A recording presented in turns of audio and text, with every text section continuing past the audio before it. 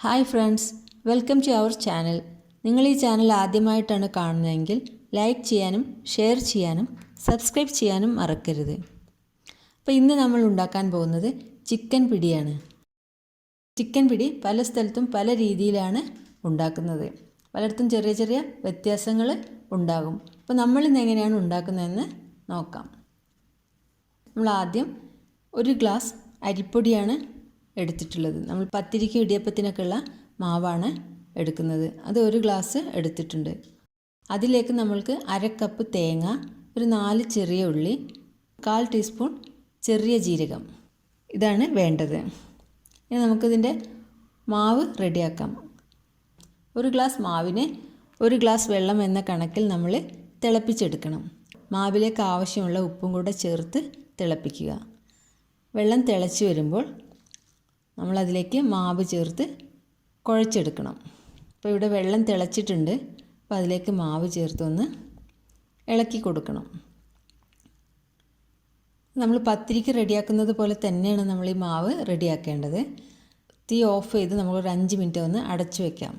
അപ്പോൾ നമ്മളിത് നന്നായി തണുക്കാൻ കാത്തിരിക്കരുത്. കുറച്ച് ചൂടിൽ തന്നെ വേണം നമ്മളിത് കുഴച്ചെടുക്കാൻ.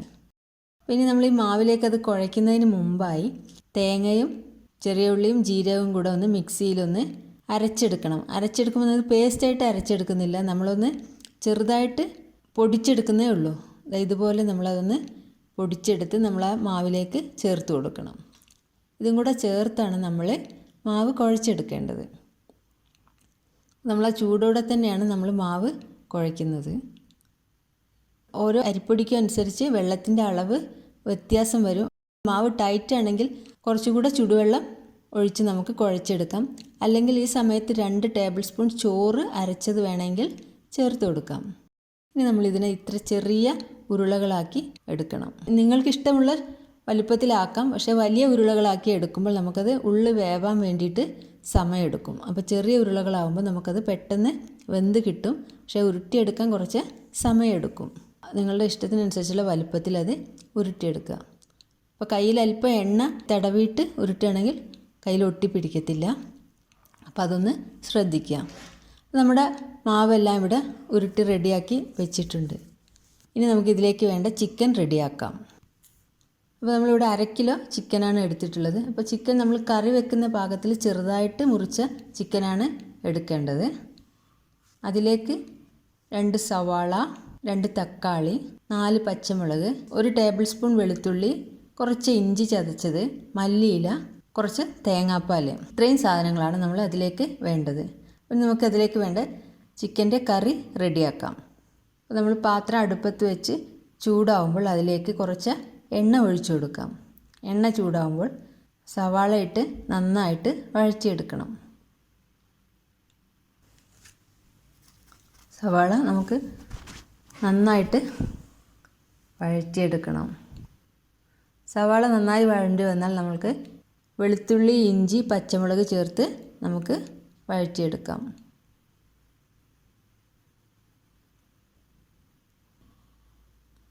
വെളുത്തുള്ളിയുടെ ഇഞ്ചിയുടെയൊക്കെ പച്ചമണം മാറിക്കഴിഞ്ഞാൽ നമ്മൾക്ക് അതിലേക്ക് ഇനി പൊടികൾ ചേർക്കാം.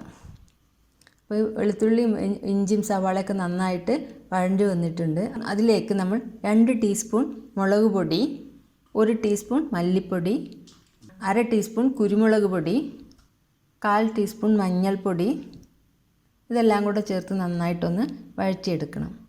മസാലയുടെയൊക്കെ പച്ചമണം മാറുന്നവരെ അതൊന്ന് വഴറ്റിയെടുക്കണം. അപ്പോൾ മസാലയുടെയൊക്കെ പച്ചമണം പോയിട്ടുണ്ട്. ആ സമയത്ത് നമ്മൾക്കിനി ഇതിലേക്ക് തക്കാളി ചേർത്ത് വഴറ്റിയെടുക്കാം. ഈ സമയത്ത് നമുക്കിതിലേക്ക് ആവശ്യമുള്ള ഉപ്പ് ചേർത്ത് കൊടുക്കാം. ഇപ്പോൾ തക്കാളി സവാളയൊക്കെ നന്നായിട്ട് വെന്ത് വന്നിട്ടുണ്ട്. ഇനി ഇതിലേക്ക് നമ്മൾ 1/2 ടീസ്പൂൺ ഗരം മസാല ചേർത്ത് കൊടുക്കാം. അതിനുശേഷം ചെറിയ പീസാക്കി വെച്ചിട്ടുള്ള ചിക്കൻ ഇതിലേക്കിട്ട് നന്നായിട്ട് വഴറ്റിയെടുക്കാം. നന്നായിട്ട് മസാല ഇതിൽ പിടിക്കുന്ന രീതിയിൽ മിക്സ് ചെയ്ത് കൊടുക്കണം. അതിനുശേഷം അതിലേക്ക് കുറച്ച് മല്ലിയില കൂടെ ചേർക്കുന്നുണ്ട്. ഇനി ഇതിലേക്ക് നമ്മൾക്ക് കുറച്ച് വെള്ളം ഒഴിച്ചു കൊടുത്ത് ചിക്കൻ നന്നായിട്ട് വേവിച്ചെടുക്കണം. ചിക്കൻ നമുക്ക് അടച്ചു വെച്ച് വേവിക്കാം. അപ്പോൾ നമുക്ക് ചിക്കൻ ഏകദേശം വെന്ത് വന്നിട്ടുണ്ട്. മുഴുവൻ വേവുന്നതിന് മുമ്പായിട്ട് തന്നെ നമ്മളിതിലേക്ക് 1.5 ഗ്ലാസ് തേങ്ങാപ്പാൽ, രണ്ടാം പാലാണ് നമ്മൾ ചേർക്കുന്നത്. അത് ചേർത്തിട്ട് നമ്മളിതൊന്ന് നന്നായിട്ട് മിക്സ് ചെയ്തെടുക്കണം. ഇത്രയും കൂടുതൽ കറി ലൂസാക്കുന്നത് നമ്മൾ ആ പിടി ഇതിനകത്ത് ഇട്ടാണ് വേവിച്ചെടുക്കുന്നത്. നമ്മൾ ആവിക്ക് വേവിച്ചെടുക്കുന്നില്ല. ഇനി അതിലേക്ക് ആവശ്യത്തിനുള്ള ഉപ്പ് ചേർത്ത് കൊടുക്കാം. ഉപ്പ് നോക്കിയിട്ട് വേണം ചേർക്കാൻ. നമ്മൾ നേരത്തെ ഉപ്പ് ചേർത്തിട്ടുണ്ടായിരുന്നു. ഉപ്പ് നോക്കിയിട്ട് ഈ സമയത്ത് നമുക്ക് അതിലേക്ക് വേണ്ട ഉപ്പ് ചേർത്ത് കൊടുക്കാം. അപ്പോൾ അതൊന്ന് തിളച്ച് വരുന്ന സമയത്ത് നമ്മൾ നേരത്തെ റെഡിയാക്കി വെച്ചിട്ടുള്ള പിടി ഇതിനകത്തേക്ക് ഇട്ട് കൊടുക്കണം.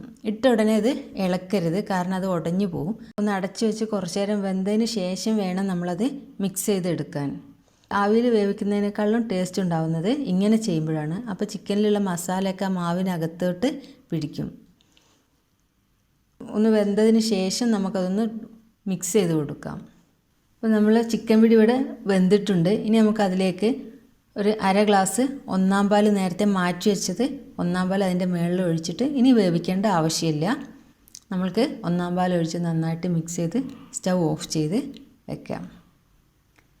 നമുക്കിതൊരു പാത്രത്തിലേക്ക് മാറ്റി വയ്ക്കാം.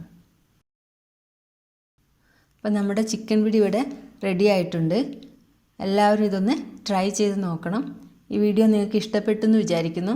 ഇഷ്ടപ്പെട്ടാൽ ലൈക്ക് ചെയ്യാനും ഷെയർ ചെയ്യാനും സബ്സ്ക്രൈബ് ചെയ്യാനും മറക്കരുത്.